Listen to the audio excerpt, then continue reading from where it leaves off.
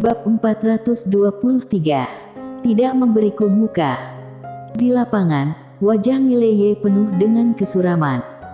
Perlukah begitu lugas? Perlukah begitu lugas? Apakah dia tidak tahu malu? Pada saat ini, suara roh pedang penakluk jiwa terdengar lagi, majikan muda. Sebenarnya, kamu tidak seburuk itu, kamu masih memiliki kelebihan, misalnya, kamu berkulit sangat tebal, mantan tuanku dibandingkan denganmu, benar-benar lebih rendah darimu. Mileye. Roh pedang penakluk jiwa menambahkan, juga, majikan muda tidak terlalu berbakat, tetapi majikan muda diberkati dengan banyak keberuntungan. Kamu tahu, beberapa orang dilahirkan dengan hal-hal yang tidak dimiliki orang lain sepanjang hidup mereka, umpama majikan muda. Berhenti. Mileye berkata dengan cepat, apakah kamu memuji aku atau mengejekku? Roh pedang penakluk jiwa berkata, majikan muda tidak perlu mempedulikan hal ini, karena keberuntungan juga merupakan semacam kekuatan. Mileye. Roh pedang penakluk jiwa berkata lagi, majikan muda, apalagi yang perlu diragukan? Mileye berkata dengan serius, bisakah aku mengendalikanmu sepenuhnya sekarang? Roh pedang penakluk jiwa berkata, tidak, karena jiwa majikan muda tidak cukup kuat.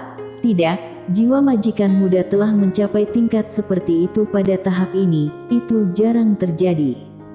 Tapi, kalau ingin mengontrolku sepenuhnya, masih jauh dari cukup. Sekarang, majikan muda bisa aku pakai 2 kali sehari, dan setelah 2 kali, jiwa majikan muda akan dilahap, rasa sakitnya tidak akan majikan muda ingin alami. 2 kali. Ekspresi Mileye tenang, sudah dia duga, karena menggunakan setelan dewa akan mendapat serangan balik, belum lagi pedang penakluk jiwa ini. Untungnya, jiwanya kuat, jika tidak, khawatirnya dia tidak akan dapat menggunakannya sekalipun. Bagaimanapun, itu masih merupakan hal yang baik, karena ada 1 kartu hol lagi. Pada saat ini, roh pedang penakluk jiwa tiba-tiba berkata, majikan muda, bolehkah aku jalan-jalan? Mileye tersenyum, kenapa? Roh pedang penakluk jiwa berkata, pagoda ini bukan benda 4 dimensi. Jika aku sentuh lebih banyak, aku mungkin akan mendapatkan hasil baru. Aku berharap majikan muda memberikan izin. Mileye tersenyum, pergilah. Dengan persetujuan Mileye, pedang penakluk jiwa segera menghilang menjadi cahaya pedang. Mileye hendak berlatih ketika, pada saat ini, Lili terbang di depannya. Lili melirik pedang penakluk jiwa yang melayang tidak jauh, siapa itu? Mileye tertawa, pedang. Oh. Lili menundukkan kepalanya sedikit, suasana hatinya tampak sedikit buruk. Mileye mengusap kepala Lili dengan lembut, ada apa? Sepertinya sedikit tidak senang. Lili berbisik, aku merasakan aura jahat di lantai 5, aku takut. Lantai 5. Wajah Mileye tiba-tiba berubah, dia melihat ke lantai 5, apa sebenarnya yang ada di lantai 5? Lili dengan lembut menarik lengan baju Mileye dan berkata dengan lembut, aku takut. Mileye tersenyum, jangan takut. Mengatakan itu, dia menunjuk ke atas, apakah kamu melihat ketiga pedang itu? Dengan adanya mereka, makhluk di lantai 5 pasti tidak akan berani menyakitimu. 3 pedang. Lili mengerjap, lalu menyeringai, kurasa juga begitu. Mengatakan itu, dia berbalik dan berlari, tetapi segera dia berlari kembali ke Mileye, dan di lengannya, memegang buah, dia menyerahkan buah itu ke lengan Mileye, makanlah. Mileye tersenyum, oke. Lili tersenyum cerah dan melanjutkan untuk menyirami buah spiritualnya.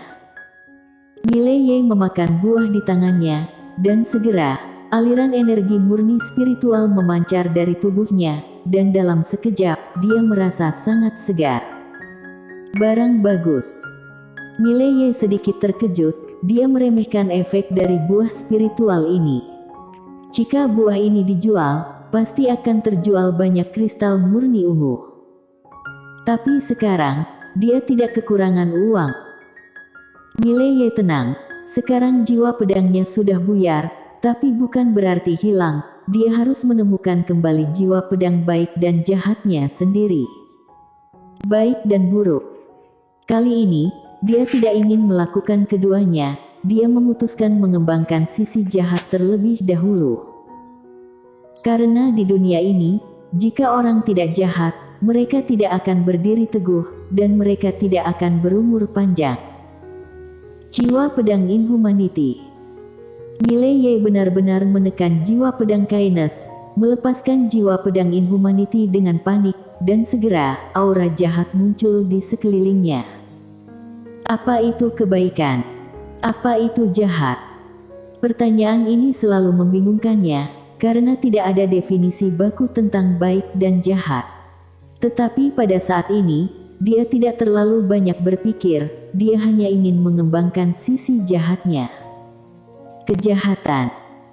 Sifat manusia pada dasarnya baik, tetapi pada kenyataannya, itu juga disertai dengan kejahatan.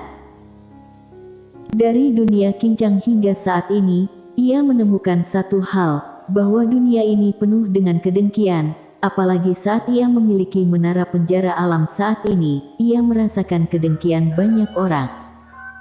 Jahat. Dulu, dia hanya menghargai kebaikan dan kejahatan pribadi, tapi sekarang dia menemukan bahwa dia mungkin salah. Baik dan jahat tidak hanya bergantung pada kebaikan dan kejahatan diri sendiri, tetapi juga pada kebaikan dan kejahatan orang lain. Dengan cara ini, waktu berlalu sedikit demi sedikit, di menara penjara alam, jiwa pedang Inhumanity Mileye menjadi lebih kuat, dan seluruh tubuhnya secara bertahap menjadi mengerikan karena pada saat ini, pikirannya penuh dengan pikiran jahat.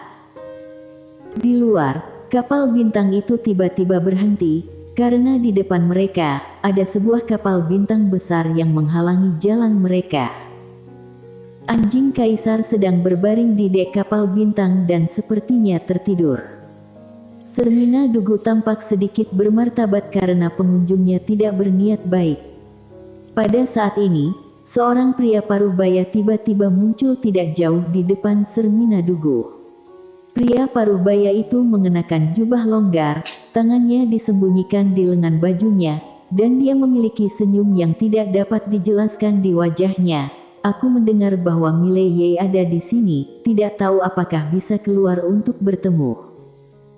Sermina Dugu hendak berbicara ketika seorang pria keluar di belakangnya. Ini adalah Mileye. Mileye tampak tenang, dia berjalan ke Sermina Dugu, lalu menghadap ke pria paruh baya, apakah ada perlu?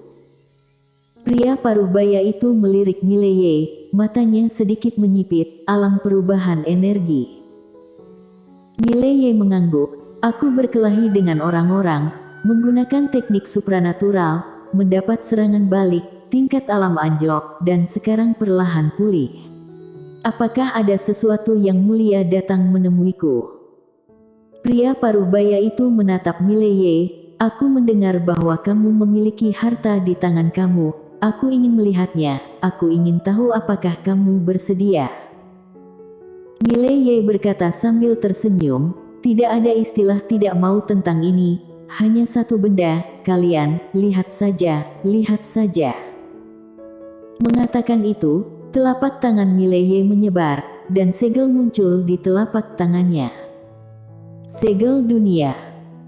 Ketika melihat segel dunia, pria paruh baya itu mengerutkan kening, tidak, aku mendengar bahwa harta itu adalah menara kecil, milikmu adalah segel.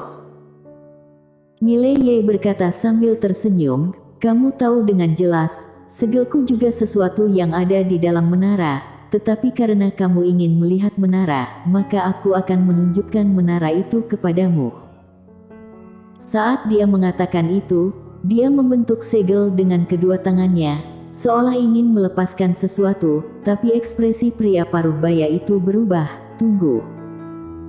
Mileye menghadapi pria paruh baya itu, dan pria paruh baya itu menatap Mileye. Apakah kamu akan memainkan beberapa trik? Mileye menggelengkan kepalanya. Tidak. Aku sudah menjadi seperti ini, trik apa lagi yang bisa aku mainkan? Pria paruh baya itu hanya menatap Mileye seperti itu. Pada saat ini, dia sangat waspada. Tidak, harus dikatakan bahwa dia sedikit takut. Tenang. Dari awal hingga sekarang, Mileye sangat tenang. Luar biasa tenang. Karena dalam keadaan normal, Mileye seharusnya takut. Bagaimanapun juga, dia hanya alam perubahan energi sekarang. Namun Mileye terlalu tenang dan sangat kooperatif. Ketika ada yang aneh, pasti ada masalah. Pria paruh baya itu berkata dengan sungguh-sungguh, Mileye, harta itu ada padamu, itu hanya akan membawamu kemalangan yang tak ada habisnya, mengerti? Mileye mengangguk dan berkata dengan serius, aku tahu, oleh karena itu, aku bersedia memberikan harta ini kepada yang mulia untuk melindungi diri aku sendiri. Setelah dia selesai berbicara, di antara alisnya, sebuah menara ilusi kecil tiba-tiba muncul. Melihat adegan ini, pria paruh baya itu melangkah mundur berulang kali, wajahnya sangat jelek. Mileye, trik apa yang kamu mainkan? Mileye tampak polos, aku tidak memainkan trik apapun, aku hanya ingin memberimu harta ini. Kamu bukannya menginginkannya, kan? Wajah pria paruh baya itu sangat suram. Mileye, kamu. Intuisi memberitahunya bahwa segala sesuatunya sangat tidak normal, sangat tidak normal. Namun, dia tidak mau pergi seperti ini. Apalagi, jika pergi begitu saja, bagaimana bisa bertanggung jawab pada atasan? Setelah ekspresi pria paruh baya itu berubah untuk sementara waktu, dia berkata, kamu letakkan harta itu di depanmu, dan aku akan mengambilnya sendiri. Mileye mengangguk, oke. Setelah itu, menara kecil ilusi di antara alisnya tiba-tiba melayang keluar dan mendarat dengan kuat di depannya, sementara Mileye menarik Sermina Dugu mundur 10 langkah. Pria paruh baya itu tidak maju untuk mendapatkan menara penjara alam, dia hanya melihat Mileye seperti itu, tangannya gemetar. Bagaimana bisa Mileye menyerahkan harta ini dengan mudah? Ada konspirasi. Konspirasi hebat.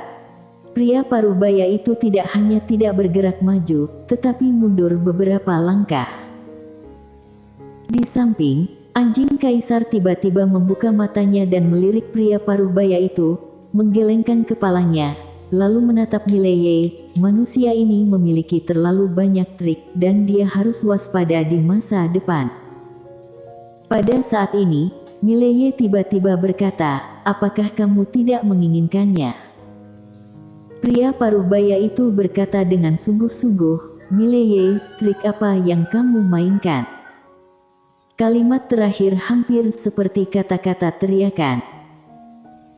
Mileye berkata dengan tegas, tidak ada trik, seperti yang kamu katakan, harta ini ada pada aku, ini adalah bencana bagi aku. Jadi aku memutuskan untuk mengirim harta ini. Dengan cara ini, aku akan bisa menyelamatkan banyak masalah dan berkultivasi dengan ketenangan pikiran, yang bisa dikatakan mendapatkan banyak manfaat dengan satu tindakan.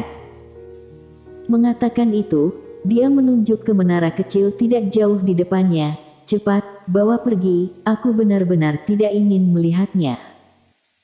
Di udara, pria paruh baya itu menatap Mileye. Dia belum pernah terjerat momen ini dalam hidupnya. Pada saat ini, Mileye tersenyum dan berkata, aku tulus, jangan khawatir, ambil saja, sama sekali tidak ada konspirasi. Pria paruh baya itu menatap Mileye dalam-dalam, lalu dia berbalik dan pergi. Pada akhirnya, dia memutuskan untuk tidak melakukannya. Karena insting mengatakan kepadanya bahwa Mileye memiliki konspirasi besar, jika dia benar-benar maju untuk mendapatkannya, dia pasti akan mati. Karena itu, dia memilih untuk pergi. Dan pada saat ini, Mileye, yang tidak jauh, tiba-tiba berkata, "Tunggu." Pria paruh baya itu berhenti, menoleh untuk melihat Mileye. Mileye tampak dingin. "Ambil, ambil sana, jika kamu tidak mengambilnya, kamu tidak memberiku muka." Wajah pria paruh baya itu berkedut dan menggeram. "Aku tidak menginginkannya lagi, apalagi yang kamu inginkan." Bersambung.